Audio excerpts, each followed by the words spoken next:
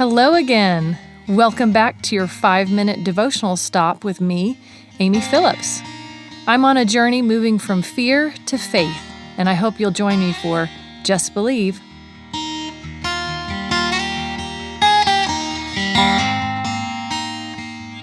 Well, hello, friends. So if you grew up around church, or even if you didn't, chances are you've heard or maybe even memorized Psalm 23. Hear those first couple lines again. It says, "The Lord is my shepherd. I shall not want." In other translations, it says, "I have what I need," or "I have no lack." He lets me lie down in green pastures. He leads me beside quiet waters. He renews my life. He leads me along the right paths for his name's sake.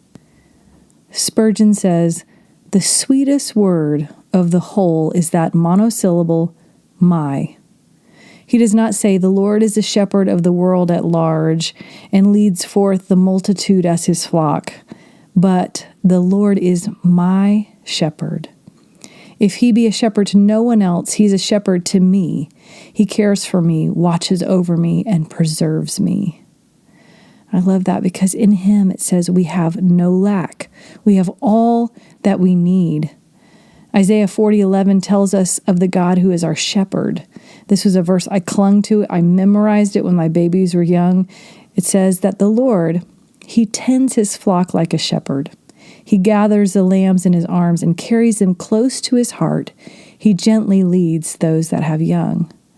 This is what a shepherd does, right? He tends, he gathers, carries, leads his precious ones. I was recently reading that story again of Jesus sleeping in the middle of the storm. We find it in Luke 8. And it says, one day Jesus said to his disciples, "Let's go over to the other side of the lake." So they got into the boat and set out. As they sailed, he fell asleep, and a squall came down on the lake, so the boat was being swamped, and they were in great danger. The disciples went and woke him, saying, "Master, Master, we're going to drown." So he got up, rebuked the wind and the raging waters. The storm subsided, and all was calm.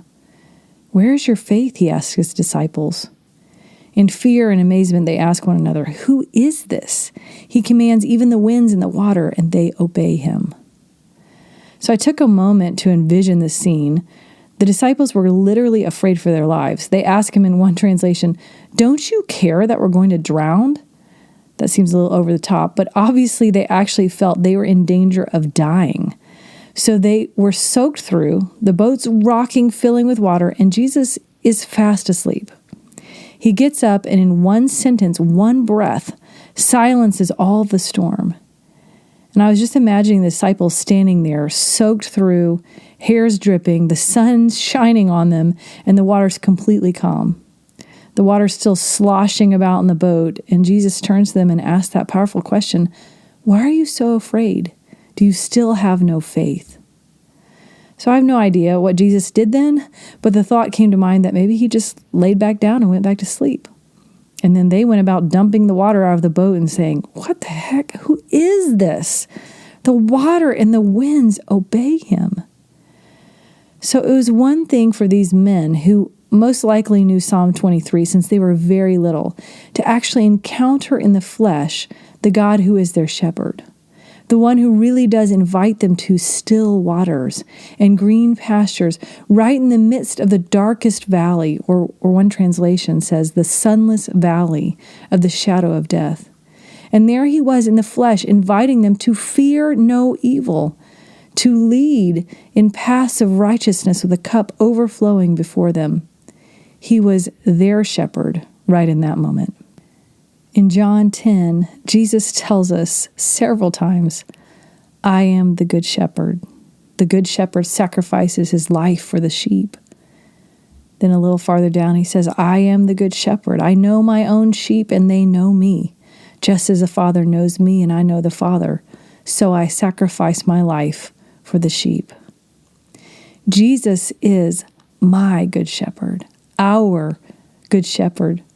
Therefore, we have no lack. He calls us by name. He leads us through every mountain and valley. He restores our souls. And when he comes again, as 1 Peter 5:4 tells us, it says, "When the chief shepherd appears, you will receive the unfading crown of glory." So if you find yourself in the midst of the storm this week, even if you're windblown and soaked through, you have only to draw near to your shepherd, the chief shepherd who calms every storm and desires for us to lay down beside still waters. When he spoke to the disciples and asked them if they still had no faith, he didn't do it with disgust or anger. He saw them with compassion and called them to a place of faith that they hadn't had before. And he's calling us to that same place of trust as well. Do we believe he is our shepherd? Join me in saying this today. The Lord is my shepherd. Right? Not just the world, but my shepherd. I have what I need. I have no lack. He's given me everything. He's prepared a table before me in the presence of my enemies. He's anointed my head with oil, and my cup overflows. Only goodness and faithful love will pursue me all the days of my life, and I will dwell in the house of the Lord as long as I live. Do not fear, friends.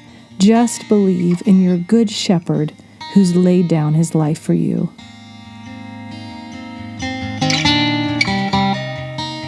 Thanks for joining me today. I hope you feel encouraged and strengthened. If you want to connect with me, you can find me at amybphillips.com. See you next time.